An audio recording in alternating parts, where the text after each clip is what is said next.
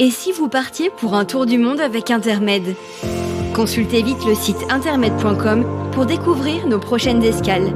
Chaque semaine, plusieurs conférenciers Intermed vous donnent rendez-vous pour une conférence en direct sur une destination regorgeant d'histoire et de culture. Inscrivez-vous gratuitement aux conférences de votre choix et vivez une expérience unique. Alors rejoignez-nous sans attendre et parlez-en autour de vous. Votre tour du monde vous attend.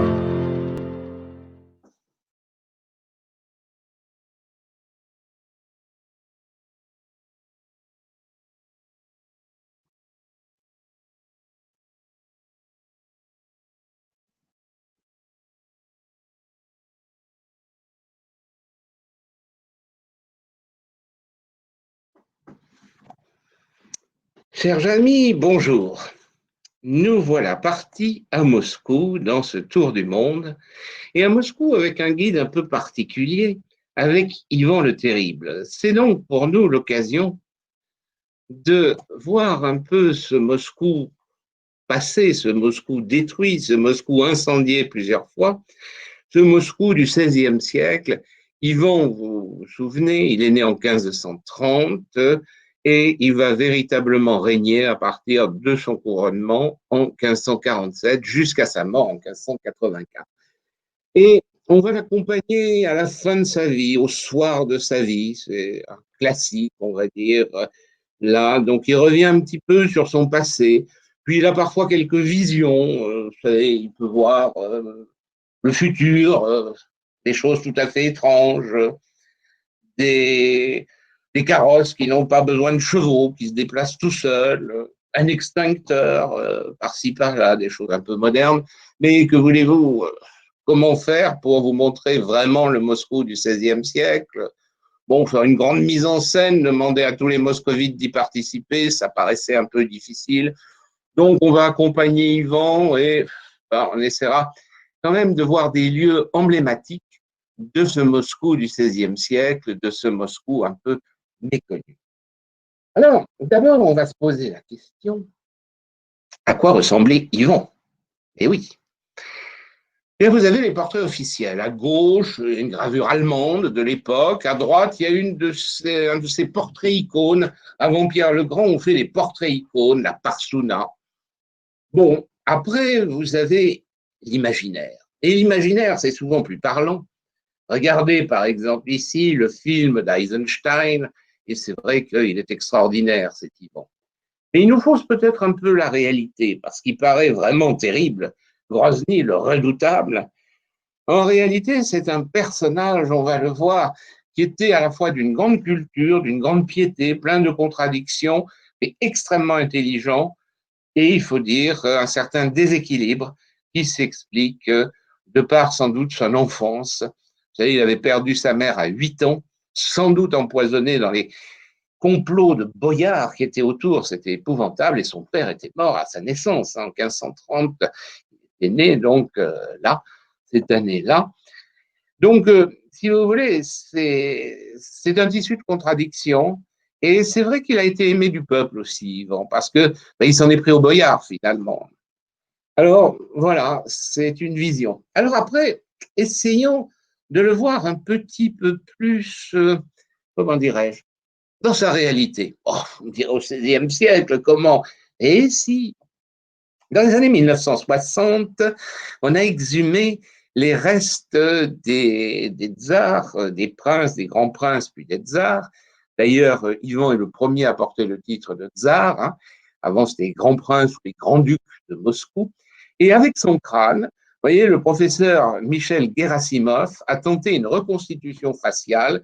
Et vous voyez ici Ivan à la fin de sa vie, forcément. C'est au moment de sa mort qu'on a le crâne. On n'a pas son crâne plus jeune. C'est logique. Donc, vous voyez qu'à ce moment-là, eh bien, en 1584, d'ailleurs, ça lui faisait finalement 54 ans, hein, pas si vieux que ça. Mais... Et alors, on a tenté une nouvelle reconstitution, vous voyez, moderne, par des criminologues, c'est celle qu'on a à gauche.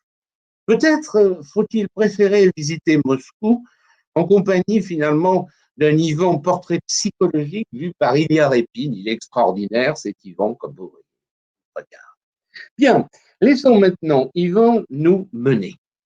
Et Ivan donc se souvient que c'est lui qui a véritablement favorisé le développement de la culture à Moscou. Ah, il y a un très grand retard dans cette ville à ce moment-là.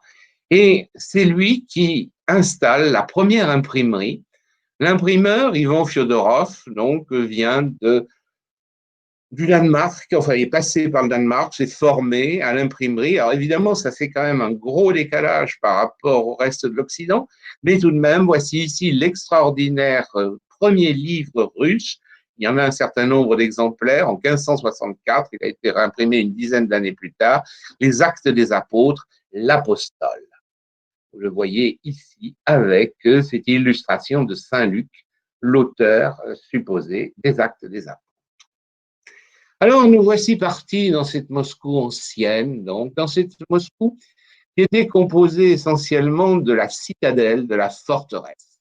La forteresse de Moscou, c'est le Kremlin, ce que l'on appelle le Kremlin. Kremlin, c'est la forteresse. Moscou, c'est un lieu qui est vraiment tout à fait, on va dire, adapté, parce qu'on est au confluent de deux rivières. Vous voyez la rivière en 1, elle est en bleu, bien sûr, comme toute rivière. En 2, en 1, c'est c'est la Moskova. La Volga, c'est un peu plus loin, là, remarquez, la Moskova, il conduit. Et en 2, vous avez la Neglinaya, donc, qui est une petite rivière. On est donc, sur un site de confluent. Et c'est là qu'au XIIe siècle, Yuri Dolgorouki avait établi une forteresse, une citadelle, mais ce n'était pas une principauté. Citadelle qui est mentionnée pour la première fois en 1147. Et par la suite, eh bien, c'est avec Daniel de Moscou, un fils d'Alexandre Nevski à la fin du XIIIe siècle, que cette ville tout à fait moyenne par rapport aux autres principautés, à l'histoire des principautés, on l'abordera d'ailleurs, si vous voulez bien, dans l'Anneau d'Or, c'est le thème même, eh bien, cette ville va supplanter les autres. Et donc, au XIVe siècle, elle avait émergé. Et lorsque Ivan, au XVIe siècle, donc, accède au pouvoir, on peut dire que Moscou est vraiment la capitale de ce qu'on appelle la Moscovie, mais on peut parler désormais de la Russie. Alors, le cœur même, donc, c'est, vous voyez, Arx, la citadelle, vous avez en 3 la place des cathédrales. Cette place des cathédrales, elle a très peu changé. Malheureusement, beaucoup d'autres éléments ont disparu. Vous voyez la densité de l'habitat dans le Kremlin. Aujourd'hui, ça a complètement changé. On va voir qu'il y a même un monastère important qui avait disparu. Et enfin, en 6, vous voyez, en 6, tiens, d'ailleurs, il manque 5. En 4, vous avez la tour qui se trouve à l'angle, donc la tour Boroditskaya, bord la forêt. Hein, on était dans une forêt à l'origine. Et en 6, bon, le 5 manque. En 6, vous avez l'emplacement de la place rouge. Hein. Et la place rouge, elle n'existe pas vraiment, mais c'est un grand lieu sous la muraille où se tiennent les marchés et où Ivan va faire construire sa cathédrale. Depuis l'autre rive de la Moskova, on voit bien là le Kremlin. Et très important, cette enceinte, surtout de ce côté-là, parce que les Mongols, la Horde d'Or, arrivaient par là, par le sud, et donc d'ailleurs, c'était la rue dite Ordinka, tout ce quartier, vous voyez, qui menait au Kremlin, et c'était évidemment l'endroit le mieux défendu contre les Mongols. Alors voilà, donc Yvan peut contempler les murailles qui ont été élevées à la fin du XVe siècle par des architectes venus d'Occident, des Italiens, plus exactement d'Émilie. En Émilie, vous avez beaucoup d'ingénieurs militaires. Vous connaissez peut-être la Rocca, la roche, la forteresse en Italie, donc centrale en Italie, autour de Bologne. L'Émilie, c'est la région de Bologne. Eh bien, vous avez de puissantes fortifications. D'ailleurs, parmi les premières fortifications importantes, vous avez le plan étoilé, ce qu'on appelle le tracé italien de Ferrare. Donc, ces ingénieurs militaires étaient hautement spécialisés et ils vont venir là dès l'époque du grand-père d'Ivan. Ivan III le Grand, le grand-père, qui a joué un rôle très, très important aussi. Bon, bien sûr, il y a des choses qui sont venues bien après Ivan, comme la grande construction qui prédomine, là à droite, le Sénat, ou à gauche, encore beaucoup plus tard, le palais des congrès de l'époque soviétique. Et même d'ailleurs, les tours n'étaient pas coiffées comme elles le sont. Mais bon, peu importe, la base de la muraille était là. Elle avait d'ailleurs succédé à d'autres murailles. Il y avait eu déjà des murs qui avaient été faits au XIVe siècle et le Kremlin avait été pris à la fin du XIVe siècle. On avait donc reconstruit. Vous voyez cette puissante fortification qu'on a là. Et au loin, on voit le clocher. Donc ce clocher Saint-Jean-Climac de l'époque d'Ivan, qui a été modifié ultérieurement aussi, et les bulbes des cathédrales, de ce cœur vivant, la place des cathédrales. Voyez là, imaginaire, un assaut en quelque sorte là, sous les murailles. Et nous voici partis pour la place des cathédrales. Donc Ivan commence, on va dire, sa visite avec la place des cathédrales. Ivan, eh bien, il résidait à Alexandrovo. Il avait quitté Moscou et il s'était installé en 1564-65 à Alexandrovo, au moment d'ailleurs où il avait laissé une ambassade du peuple représentant le peuple moscovite le prier de revenir. Il était parti ayant donc dénoncé des complots de boyards, et il s'était fait prier pour revenir. En réalité, il réside à Alexandrovo jusqu'en 1581. Et c'est là, donc, on le voit, qu'il visite Moscou, je dirais, dans ses toutes dernières années. Alors, qu'est-ce qu'il peut voir sur la place des cathédrales?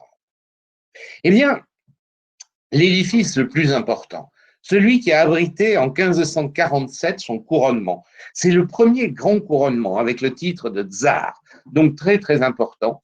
C'est la cathédrale de la Dormition. Et cette cathédrale a été faite en collaboration, si vous voulez, parce que des édifices, il y avait une tentative de reconstruction qui avait mal tourné, et dans ces années 1475, eh bien, Ivan III fait appel par le biais d'un ambassadeur qui se trouvait en Vénétie, Simon Tobulzine.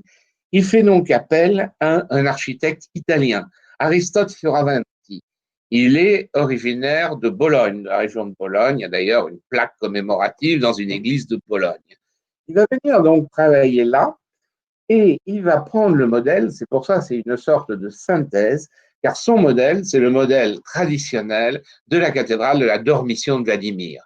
Très, très importante cette cathédrale. C'est de là d'ailleurs que venait la fameuse Vierge de Vladimir qui était conservée là, dans la cathédrale de la Dormition. Elle avait été apportée à la fin du XIVe siècle pour protéger la ville contre les Mongols de Tamerlan. Et d'ailleurs, la ville n'avait pas été prise. Donc nous voyons là cette construction traditionnelle avec, vous voyez, ces grands arcs qu'on appelle les acomars, les cinq coupoles, le Christ et les évangélistes. Donc c'est bien le modèle qui a été repris et en même temps il a su moderniser et surtout du point de vue technique, faisant de nouveaux types de briques et on va dire apportant de discrètes touches, par exemple des piles cylindriques et même des éléments métalliques pour tenir l'ensemble et la cathédrale a bien tenu. Voici l'entrée ici, une entrée latérale. Et pourquoi latérale? Parce que, eh bien, elle donne sur cette fameuse place, place des cathédrales. On vient de voir là l'abside, donc à l'est, et nous voici sur le flanc sud, avec d'ailleurs ce portail et des peintures. On ne restera pas sur le flanc de la cathédrale et on va entrer. Et donc là, un ensemble de peintures qui existaient à l'époque d'Ivan. Donc Ivan avait vu les peintures, mais elles ont été refaites à la suite d'un incendie au début du XVIIe siècle. Elles ont été refaites au XVIIe siècle. Donc nous pardonnera ces peintures qu'Ivan n'a pas vues telles que. Mais comme vous savez, les schémas sont toujours les mêmes.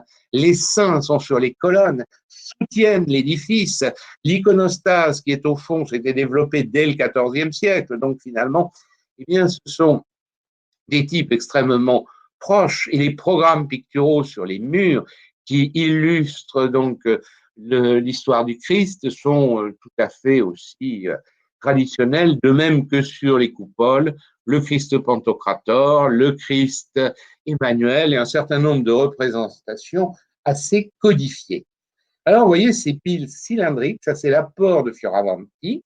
et un ensemble très très haut.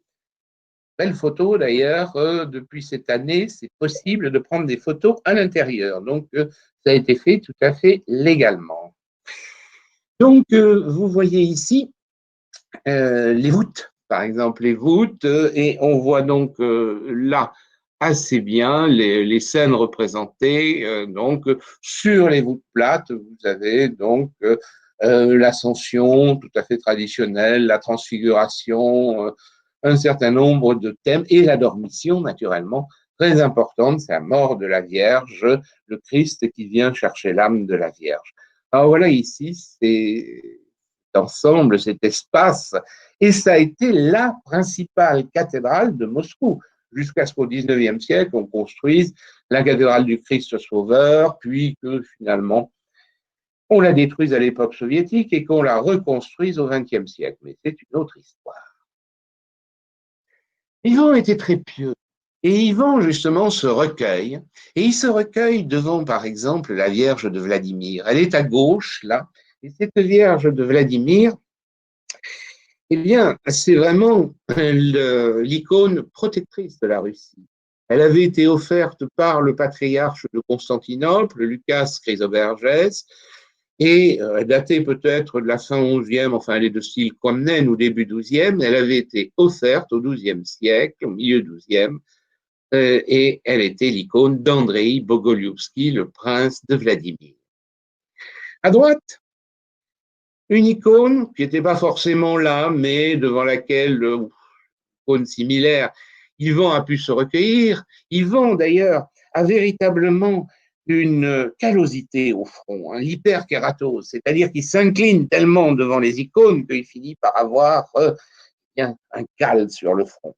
Et pourquoi Saint-Jean? Ah oui, pourquoi Saint-Jean?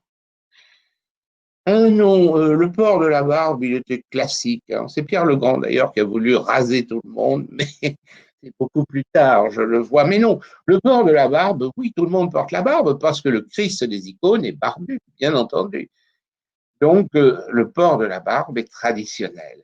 Alors, à droite, donc, voyez ici cette figure de Saint Jean. Alors là, on est un peu surpris. D'abord, pourquoi Yvon a une dévotion particulière pour Saint Jean? Quelqu'un a une idée? Bah oui, pourquoi Saint Jean plutôt qu'un autre? Ah, je vois pas d'idée là. Je vous laisse réfléchir. Et le deuxième point, ce Saint Jean, il est bizarre, il a des ailes. C'est Saint Jean, l'ange du désert. En effet, c'est celui qui a annoncé le Christ. Alors vous savez, ange en grec, ça vient de angelo, j'annonce. Et oui, bravo, c'est son prénom. Ivan, c'est Jean. Donc en russe, Ivan. Donc Saint Jean est le protecteur. Et c'est pour ça que ces icônes, surtout ce type, si vous voulez, Saint Jean, l'ange du désert, on les trouve surtout au milieu du XVIe siècle, celle-ci est des années 1560, et d'ailleurs au musée Robloff, à la cathédrale de la Dormition, et l'autre d'ailleurs a été à la cathédrale de la Dormition, la Vierge de Vladimir, mais elle est aujourd'hui dans une chapelle annexe, qu'on peut voir d'ailleurs, de la galerie Tretiakov. Mais voilà, elle a été très longtemps dans la cathédrale. Alors, évoquons le couronnement. Bravo, oui, oui, Yvon égale Jean. Évoquons le couronnement. Et vous avez ici à gauche ce qu'on appelle le trône d'Yvon, et ce n'est pas le trône, c'est une sorte de petit oratoire fermé qui se trouve aujourd'hui dans la cathédrale, et donc où Yvon pouvait s'installer pour assister aux offices. Et vous avez d'ailleurs là, au milieu en bas, un des reliefs qui illustre la gloire de la dynastie, les Rorikides. Et Yvan se souvient de son ancêtre Rorik, un peu mythique au IXe siècle, fondateur de la dynastie, et de tous ces princes qui ont donné en quelque sorte ce lustre à la dynastie. Mais il ne peut pas savoir qu'il est l'avant-dernier à régner de la dynastie. Et vous le voyez ici avec les faces de la chapka, donc dans le film que j'évoquais, le sceptre, le globe, donc dans la petite vignette au-dessus. Et à droite, son trône d'ivoire, son vrai trône, qui est un trône en ivoire, assez extraordinaire aussi, décoré d'une série de relief. La cathédrale de la Dormition, c'est aussi la cathédrale des métropolites. Patriarche? Non, pas encore. Là aussi, Yvan peut imaginer que plus tard, il obtiendra la, on va dire, dignité de patriarcat, mais c'est son fils, et avec en particulier Boris Godunov, sous l'action de Boris Godunov, c'est son fils Fyodor qui l'obtiendra quelques années plus tard. À l'époque, c'est le métropolite, et le métropolite est à Moscou depuis le début du XIVe siècle, le métropolite Pierre. Et vous avez ici la magnifique icône qui se trouve à la Dormition du métropolite Alexis.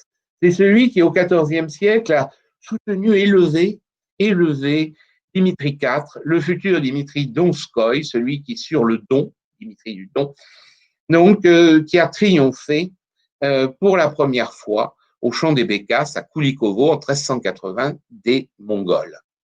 Et vous voyez à gauche l'endroit, une forme de petite niche, qui est d'ailleurs plus ancienne, hein, dans la cathédrale, qui donc remonte au XVe siècle et qui est donc le dais du métropolite. Il se tient là. Et de surcroît, il y a aussi les tombeaux des métropolites. Le terrible, redoutable, Grozny, c'est ce que je disais un peu en préambule. Bien sûr, je n'aurai pas le temps, là, dans ce cadre qui est quand même, je dirais, intégré à l'idée du tour du monde, de développer tous les aspects d'Ivan, mais c'est vrai que redoutable pour l'aristocratie en particulier. Et c'est vrai qu'il a eu des formes de répression très, très dures. Il se souvient d'ailleurs qu'en 1564-65, à la suite justement de ce complot, ou en tout cas, accusation de complot, on complotait tout le temps, de toute façon, il risquait pas de se tromper. Eh bien, et il va créer aussi l'Oprichnina, c'est-à-dire une police qui lui est complètement dévouée, une sorte de corps d'élite, et qui sème aussi, il faut bien dire, la terreur parmi les boyards. Hein. Donc, il est à la fois répressif et moderniste. La première partie du règne, ça a été véritablement, on va dire, une période d'innovation, de modernisation, avec la bienfaisante influence de sa femme, Anastasie. On va la voir un peu plus loin. Mais avançons. Et Yvon, qui est un peu pressé, donc, passera rapidement à la cathédrale de la déposition de la robe de la Vierge, qui est une fête, hein, commémoration. Et vous voyez, c'est un petit édifice qui se trouve à côté de la cathédrale de la Dormition. Tous ces édifices existent à l'époque d'Yvon, donc pour la plupart, ils datent de la fin du XVe siècle, donc, ou du début XVIe, pour la cathédrale de l'Archange Michel. Ici, à la fin du XVe siècle, on a l'Annonciation. La cathédrale de l'Annonciation, c'est un peu l'église familiale des tsars. Et Yvon l'a fait modifier. Il l'a fait mettre tout autour des galeries. Et c'est d'ailleurs de là qu'il assiste aux offices lorsqu'il est excommunié. Excommunié pour différentes raisons. Il va d'ailleurs s'en prendre au métropolite de Moscou, Philippe, qui fait emprisonner, qui finira d'ailleurs par être tué en prison, sur son ordre. Hein. En plus, il y a la question des mariages d'Ivan, donc il a divorcé, il s'est remarié, c'est un peu l'Henri VIII russe, encore qu'il n'a pas fait dans l'ensemble exécuter ses femmes, mais il n'empêche, à part une d'ailleurs, il n'empêche que ça l'a mis aussi en marge de l'Église. Donc, vous voyez, c'est tout cela qui fait que c'est encore une des contradictions d'un homme extrêmement pieux et qui se trouve excommunié. Alors, entrons dans cette cathédrale. Voici la galerie, avec d'ailleurs le visage, la sainte face du Christ, le mandylion, hein, le mandylion grec qui est là, et la galerie tout autour. À l'intérieur, l'iconostase. Et sur cette iconostase, eh bien, il y avait des icônes qui provenaient du début du XVe siècle, hein, des icônes de Roubloff, en particulier André Roubloff, mais aussi Théophane le Grec. Tout un ensemble, donc certaines ont été récupérées, présentées, et donc des peintures dont une partie date justement du XVIe siècle, et puis d'autres ont été repeintes et modifiées. Et puis Yvan pense à sa dernière demeure, c'est-à-dire la cathédrale de l'Archange Michel, qui abrite depuis le XIVe siècle, le début du XIVe siècle, les dépouilles des grands princes de Moscou. Et en effet, c'est un édifice du début du XVIe siècle. Regardez finalement pourquoi Jean? Oui, tiens, je réponds aussi à la question en passant. Oui, Philippe, pourquoi Jean? Quelle bonne question, mais c'est un prénom dynastique très important. Yvan Ier Kalita, c'est justement lui qui a donné à Moscou son importance au début du XIVe siècle. Yvan III, c'est Yvan III le Grand. C'est lui qui a présenté Moscou comme la troisième Rome, en quelque sorte, qui a épousé Zoé Sophie Paléologue, qui était donc la nièce du dernier empereur byzantin, Constantin XI. Donc, oui, c'est un prénom dynastique. Et après, bon, pourquoi le choix pour Yvan Ier? Il a dire, hein, mais de toute façon, c'est un prénom qui était très fréquent aussi à Constantinople. Prenez Saint Jean Chrysostome, par exemple. Donc, et vous aviez des empereurs byzantins qui s'appelaient Jean, hein, Jean Cantacuzène, par exemple. Donc, finalement, rien d'extraordinaire à ça.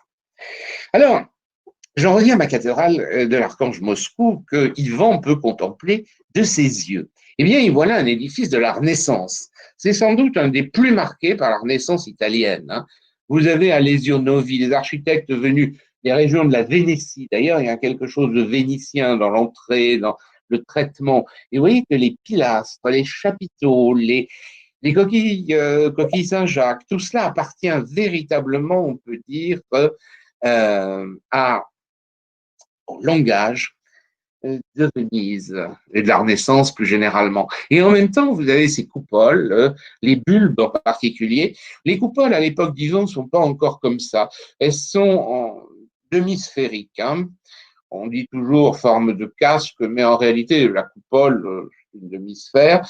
Les bulbes, eh bien, se développeront et permettent sans doute aussi de mieux résister aux intempéries, à la neige, pour différentes raisons. On a cette évolution. Vous voyez d'ailleurs que les 4 petites coupoles hein, sont des ouvertes de façon classique. Voilà la façade, elle est très, très marquée par la Renaissance italienne. Entrons avec Yvan à l'intérieur. Et donc, Yvan peut contempler là les tombeaux de ses prédécesseurs. Il les rejoindra un jour, en 1584. Il ne le sait pas encore, mais bon, il sent quand même qu'il est à la fin de sa vie. Il ne se sent pas très bien d'ailleurs, Yvan. Il meurt lors d'une partie d'échecs, mais finalement, a-t-il été empoisonné? Quand on a exhumé ses restes dans les années 60, on a trouvé beaucoup de mercure. On aurait pu l'empoisonner au mercure, mais le plus raffiné, c'est qu'on s'empoisonnait soi-même au mercure, puisque beaucoup d'éléments de la pharmacopée comportaient du mercure. Et jusqu'au XVIIIe siècle même, hein, Casanova se soignait au mercure contre la syphilis. Il dit, je vais en remettre au dieu Mercure, pour parler d'un autre Vénitien. Et finalement, donc, il semblerait qu'on utilisait le mercure, ce qui est évidemment calamiteux. Il est mort d'un empoisonnement au mercure. Mais auto-empoisonnement ou empoisonnement extérieur, on ne saurait le dire. Ah, voici ici cette iconostase dans la vue de gauche. Hein. À droite, on a la magnifique icône de l'archange Michel. Et puis, sinon, donc, vous avez une iconostase qui a été refaite ultérieurement. Le palais à facettes. Le palais à facettes, eh bien, c'est aussi un modèle italien.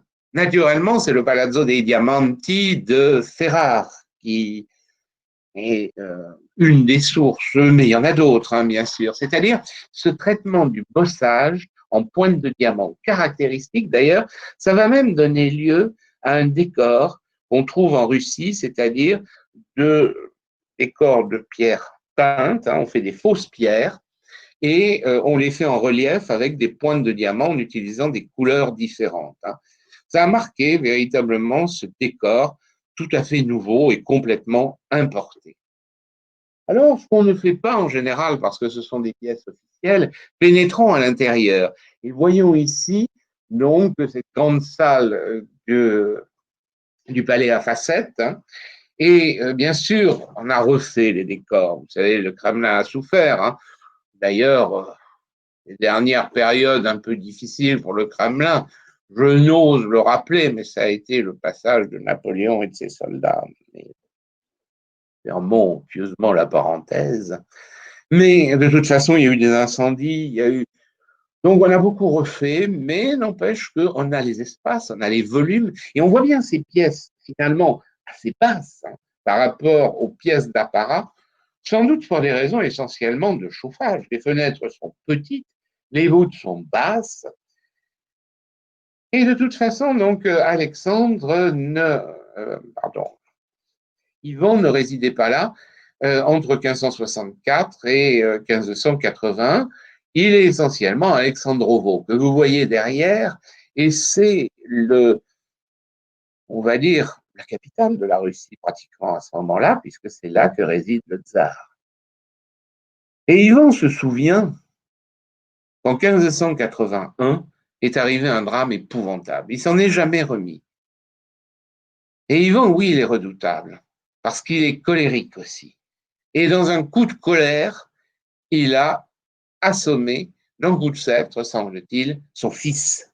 Et son fils, eh bien, il le tient là dans ses bras, le célèbre tableau d'Hilaire Épine. Et vous voyez, c'est absolument terrible, on va dire.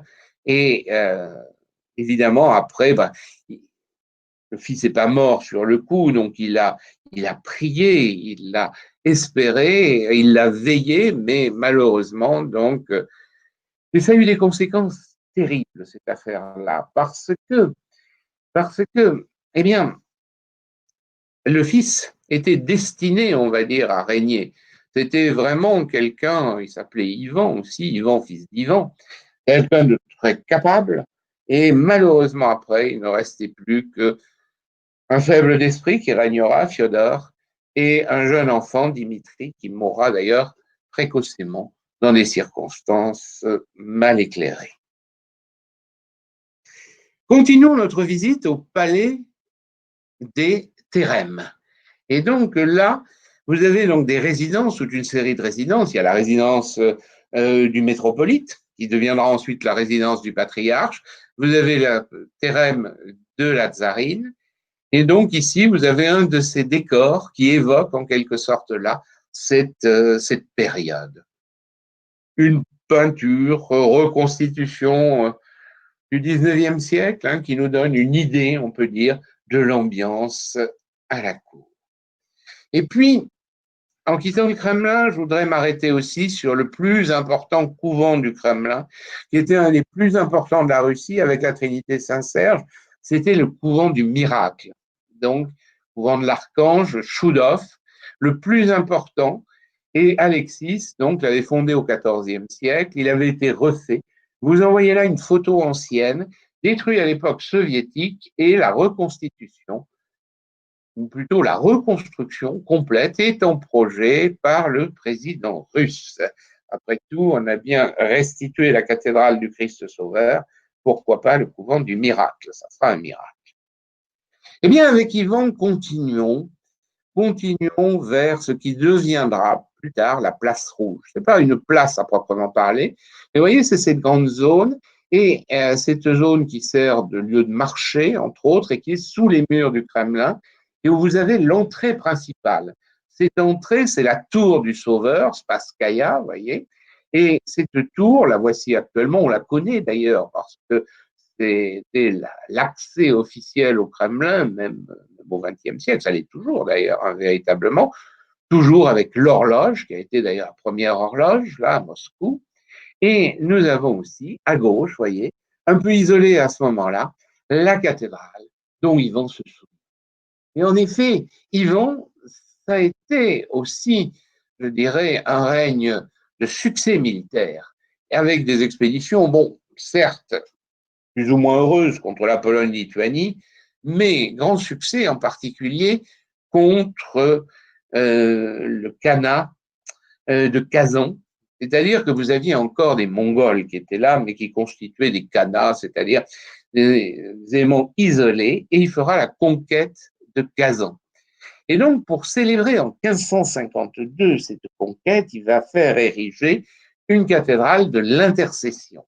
Cette cathédrale, elle existe encore, on l'appelle aussi Basile le Bienheureux, Et vous voyez qu'ici, Ivan a une vision. Il voit la place rouge beaucoup plus tard, au XXIe siècle. Il voit le boom. Il voit au fond, et ça lui aurait plu, le musée de l'histoire russe, parce que c'est de l'architecture traditionnelle à la fin du XIXe siècle. Hein. Ce musée eh bien, reprend les éléments de l'architecture qu'on a pu observer, avec en particulier les décors, les arcs en accolade, etc. Donc, musée de l'histoire russe et les murs du Kremlin sur le côté. Oui, bien sûr, vous avez tout à fait raison. Rouge, ça veut dire la belle place, naturellement. Le rouge, d'ailleurs, était la couleur royale, la couleur impériale à Constantinople, et ça avait été naturellement repris. Toujours ce lien avec Constantinople. Alors, nous voici donc là à la cathédrale de l'Intercession. Cathédrale de l'Intercession, ben, Yvan l'a voulu pour célébrer cette grande victoire. Et vous avez en effet toute une série de tours. Ce n'est pas une cathédrale du tout classique. Aucune possibilité de célébrer un office là-dedans. Il y a des petites chapelles, une dans chaque tour. Donc on a tout un ensemble de tours. On a 9 tours, hein, une grande tour centrale. Donc, et puis des tours, 8 tours, plus une adjonction après pour célébrer Basile. On va y revenir. Alors, ces tours, eh bien, ce sont des saints des jours décisifs de la bataille de Kazan. C'est-à-dire pour célébrer, pour remercier chaque saint, et vous avez des autels à l'intérieur, mais c'est ce qu'on peut appeler un monument votif, un monument commémoratif. En aucun cas, c'est utilisable. On va jeter un œil à l'intérieur et vous voyez d'ailleurs à gauche Ivan avec la maquette, on a encore une autre icône d'Ivan, justement, un portrait icône d'Ivan. La maquette, à droite, on voit l'intérieur avec ses très hautes tours, ses éclairages. Il y a d'ailleurs des éléments métalliques, sinon ça ne tiendrait pas. Et au centre, eh bien, vous avez ce fameux Basile. Pourquoi Basile, le bienheureux? Et oui, parce que c'est un personnage tout à fait caractéristique, on va dire, de la sainteté russe, ceux qu'on appelait les folles en Christ. Tout nus, pratiquement. Oui, même pas pratiquement, vraiment. Et qui pouvait d'ailleurs apostropher le tsar, qui reprochait à Ivan certains aspects de sa conduite.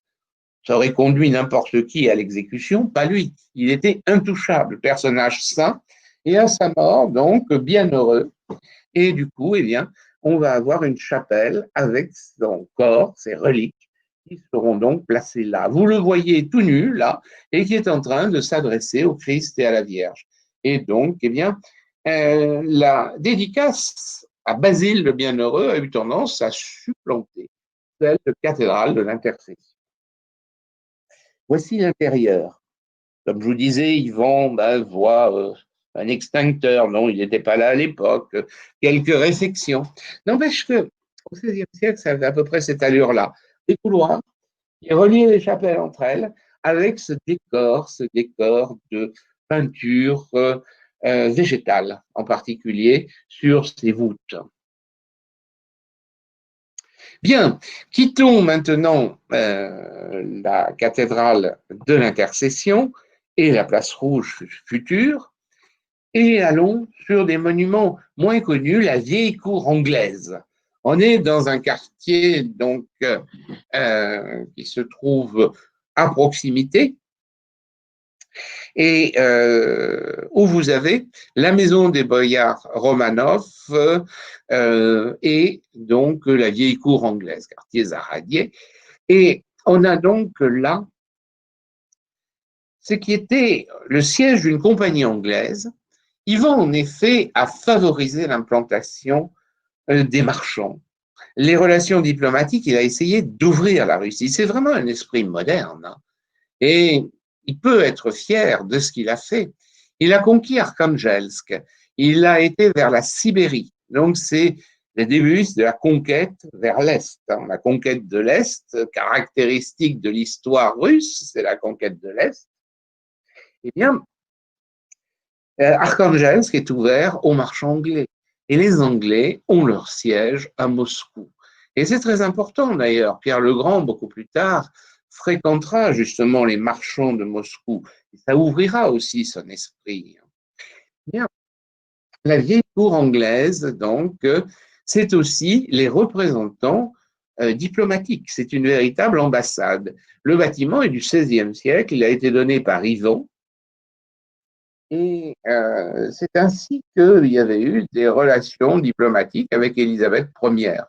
Et même une tentative d'union. Bon, ça n'a jamais, en tout cas, la souveraine anglaise n'a pas pris la chose au sérieux, c'est certain. Peut-être qu'Yvan en a vraiment rêvé. En tous les cas, ça n'a pas eu lieu. Le mariage d'Élisabeth Ière et d'Ivan le Terrible.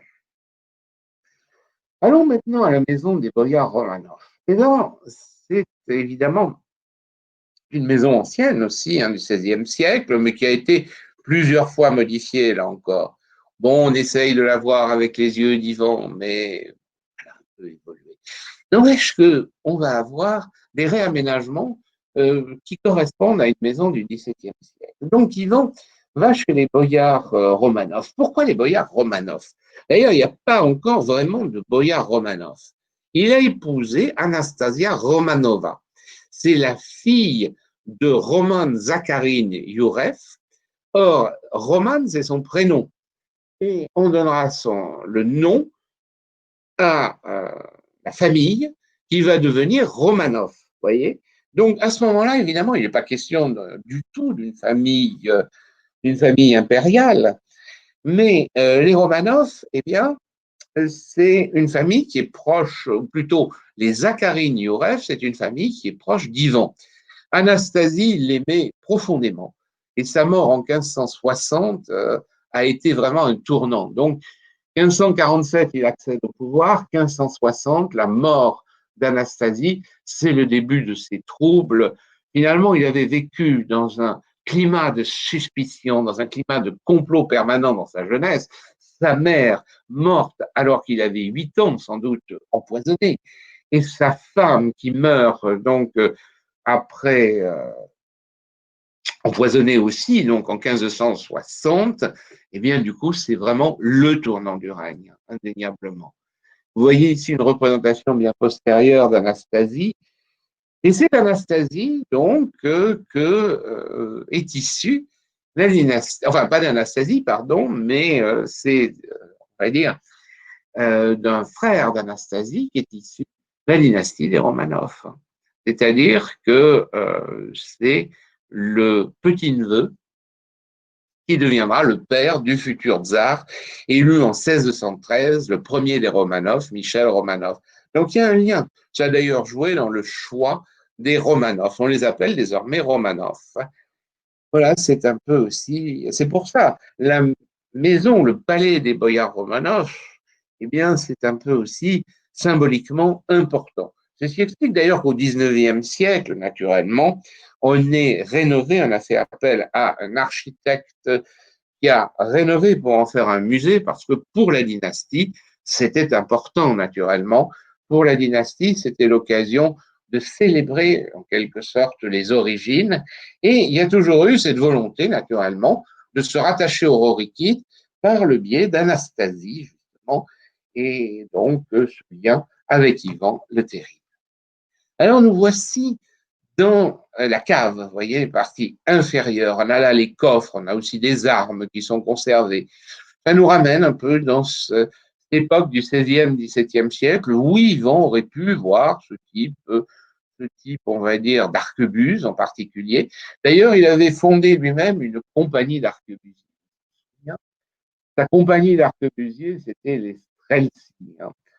Ces Streltsy qui d'ailleurs seront liquidés, on peut le dire, après avoir comploté, par Pierre le Grand au début du XVIIIe siècle. Et donc, les coffres sont aussi des coffres de l'époque. Comment vit-on dans ces maisons?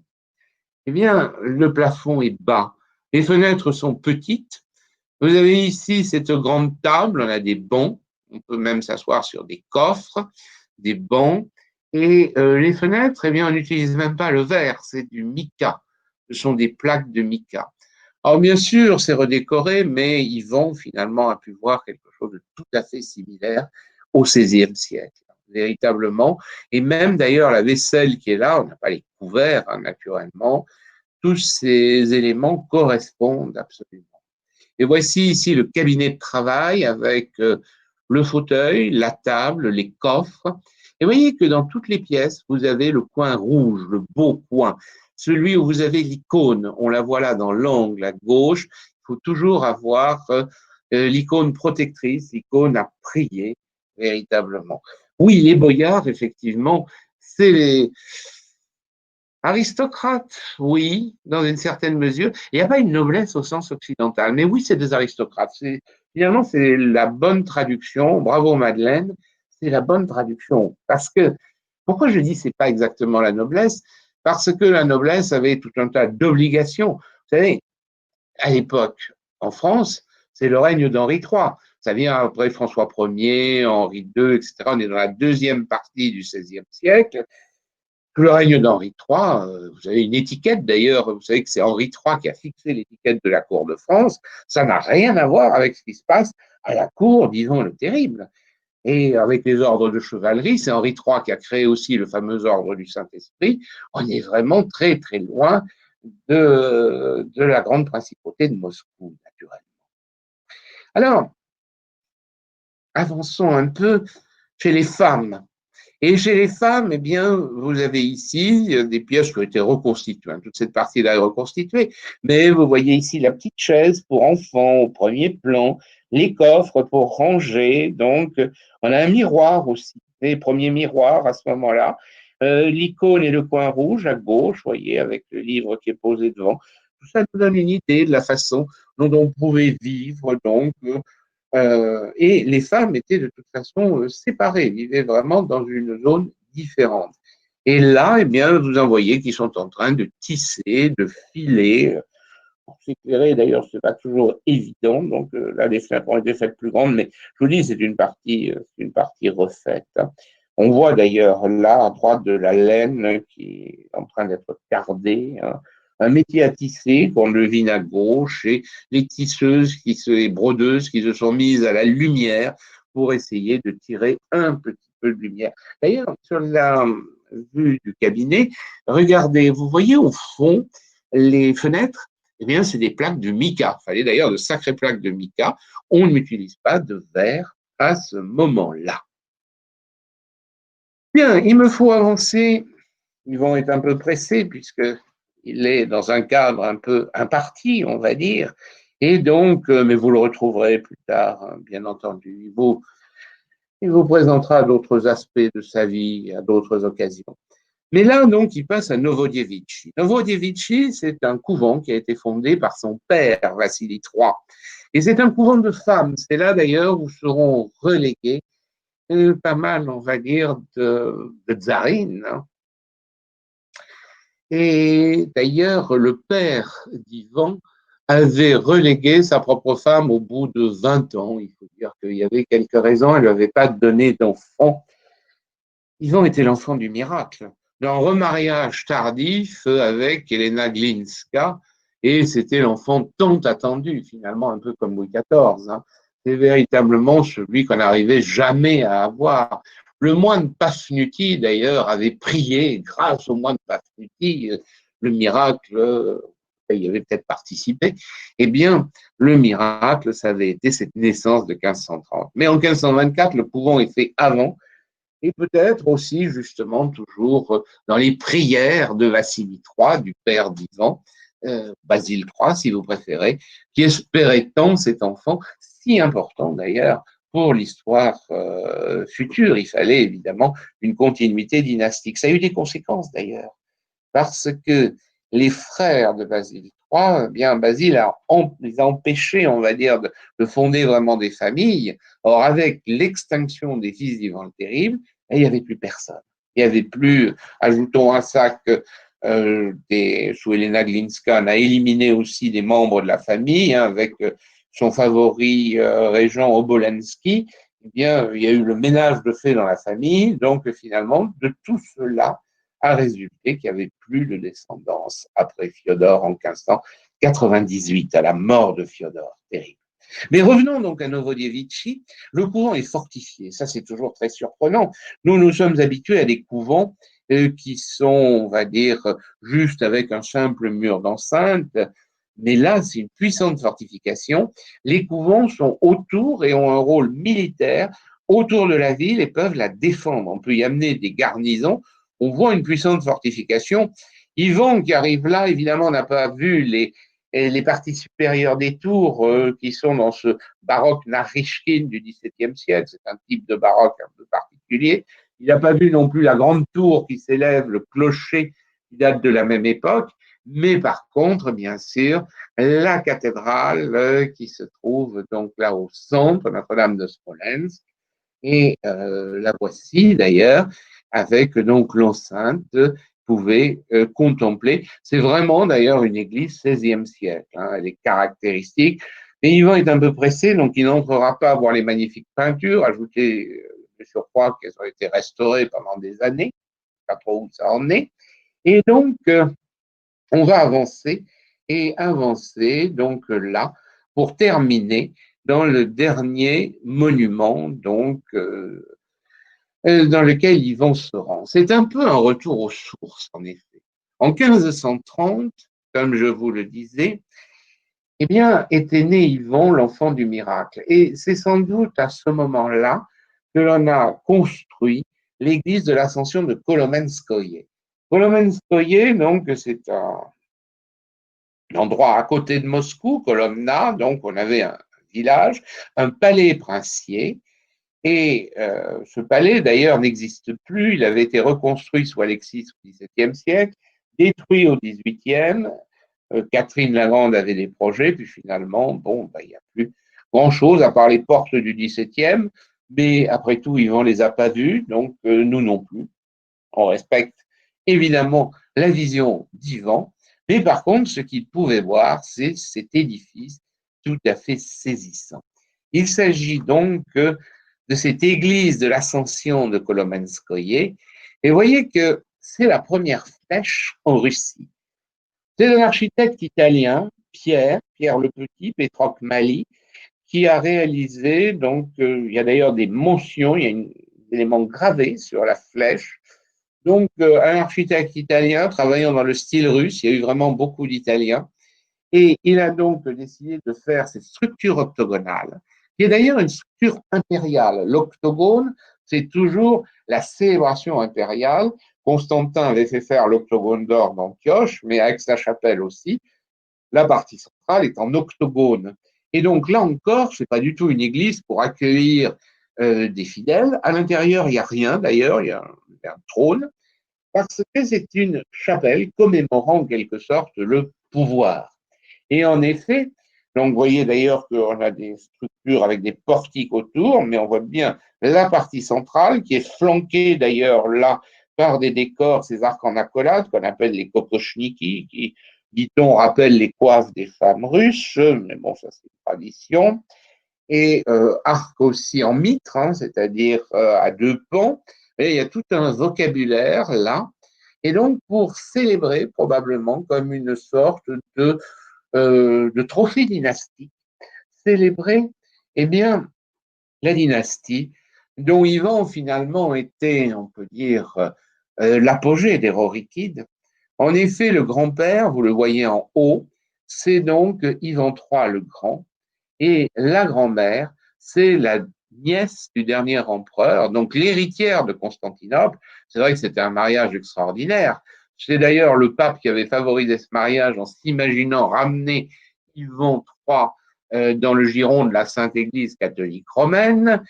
Et c'est le contraire, c'est-à-dire que la princesse qui était passée par Rome, c'est pour ça le pape avait même été son tuteur après la mort de son père Thomas Paléologue, qui était le frère de Constantin XI, le dernier empereur qui a disparu lors du sac de la prise de Constantinople en 1453. Hein. Il faut bien se dire que 1453, prise de Constantinople, hein, et que 9 ans après arrive au pouvoir Ivan III, et Ivan III, en épousant l'héritière, désormais, deux Roms sont tombés, comme me dit le moine Philoté de Pskov, et ça sera repris par le pouvoir. Deux Roms sont tombés, une troisième demeure, et elle est éternelle, et c'est Moscou. La première Rome, c'était la Rome d'Italie. La deuxième Rome de l'Empire romain d'Orient, c'était Constantinople. La troisième Rome, elle existe encore, elle est à Moscou. Moscou est l'héritière de l'Empire. D'ailleurs, au XVIe siècle, on n'hésite pas. On fabrique des généalogies, on rattache les ororiquides aux apôtres, on les rattache aux empereurs romains. Si, on a pu faire des choses comme ça. Je dis bien que la dynastie française a fait la même chose, de toute façon. Et donc, il y a cette sorte de lien, d'ailleurs, même sur les portes de la cathédrale de l'Annonciation, par exemple, à Moscou, les portes de bronze, vous avez les philosophes grecs. Hein. On voit vraiment Homère, par exemple, qui est représenté. Je ne voulais pas montrer parce que voilà, le temps passe, et d'ailleurs, je crois qu'il va falloir que je m'arrête. On a un cadre un peu strict pour ces conférences tour du monde, donc j'ai un peu, on va dire, élargi le tour, mais bon, c'est toujours intéressant, je pense. Donc, vous voyez sur la droite la reconstitution faciale, oui, elle ressemblait à ça, la reconstitution faciale de Sophie Paléologue. À gauche, une gravure au niveau supérieur, une gravure d'Ivan III, et à droite, la grand-mère donc d'Ivan le Terrible, d'Ivan IV, Sophie Paléologue. Et entre les deux, l'emblème de Constantinople qui est réadapté, qui devient l'emblème de la Russie désormais, l'aigle bicéphale, vous voyez, avec la couronne fermée, qui est la couronne impériale, l'épée et le globe, avec le double pouvoir spirituel et temporel. Et en dessous, vous avez le père, Vassili ou Basile III, et la mère, qui est cette princesse Elena Glinka, donc, qui avait été Vassili III avait épousé tardivement. Elena Glinka, dont la mère était serbe d'ailleurs, hein, donc, et qui avait vécu en Lituanie. Donc voici là ses ancêtres, ses dynasties. Et finalement, au soir de sa vie à Kolomenskoye, eh bien, Ivan se souvient, et se souvient, on va dire là, de ses illustres aïeux, de ce pouvoir qui a été construit. Peut-il se douter qu'en 1598, ce fils, on va dire, faible d'esprit, qui s'appelait Fiodor, qui aimait plus sonner les cloches que véritablement gouverner, qui laissait le pouvoir à son beau-frère, un certain Boris Godounov, ce fils n'aurait pas de descendance, que Boris Godounov eh bien, prendrait le pouvoir et se ferait proclamer tsar. C'est le seul, finalement, des tsars, des princes russes qui ne soit ni un Rorikide ni un Romanov, c'est un Godounov, mais en 1605, à sa mort, il échouerait, on va dire, à placer son fils sur le trône. Un temps de trouble terrible s'ensuivrait, véritablement 8 ans de chaos, jusqu'en 1613, c'est-à-dire l'élection de Michel Romanov et d'une nouvelle dynastie, la dynastie des Romanov. Voilà, on a donc parcouru ce Moscou du XVIe siècle, qui est un Moscou finalement moins connu peut-être que d'autres, et à travers les yeux d'Ivan le Terrible, ce qu'il a pu voir avec quelques licences, quelques éléments, on va dire, en plus, naturellement. Attendez, j'ai un petit peu de musique à la fin. Vous savez que c'est mon péché mignon, vous faire écouter un peu de musique.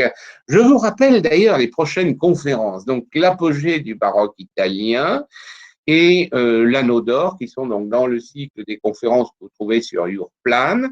Donc, le 10 juin par Sylvain Metteau, l'apogée du baroque, et l'anneau d'or, c'est moi qui vous en parlerai, donc je ferai le lien naturellement.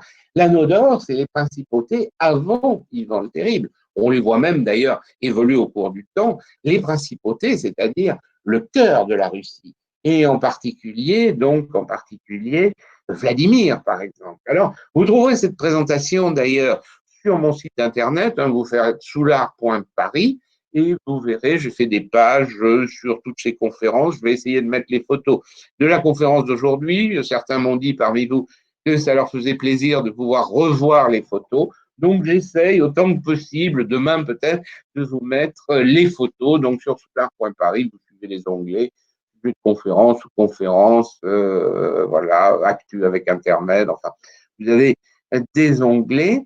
Et vous pouvez même écouter quelques conférences que j'ai faites il y a longtemps en replay. Voilà. Donc, et j'en profite aussi pour vous dire que Saint-Pétersbourg, que j'ai illustré un peu aussi, Saint-Pétersbourg, avec en compagnie, cette fois non pas d'Ivan le Terrible, forcément Saint-Pétersbourg n'existait pas, mais de Raspoutine, un personnage un peu curieux, mais finalement qui a connu Saint-Pétersbourg au début du XXe siècle, avant sa mort en 1916. Voilà, donc je vous remercie de votre présence qui fait toujours chaud au cœur, de voir qu'il y a tant de monde. Et comme je vous l'ai dit, il y a la petite surprise de la fin. Musique à l'époque d'Ivan le Terrible, mais oui, il faut bien écouter de la musique de l'époque. C'est Jordi Savall d'ailleurs qui a enregistré ça et je vous la fais écouter. Au revoir à tous et si vous voulez bien, à jeudi prochain avec Rasputin. Et n'oubliez pas toutes les autres conférences et je tiens aussi au courant sur les voyages. Voilà.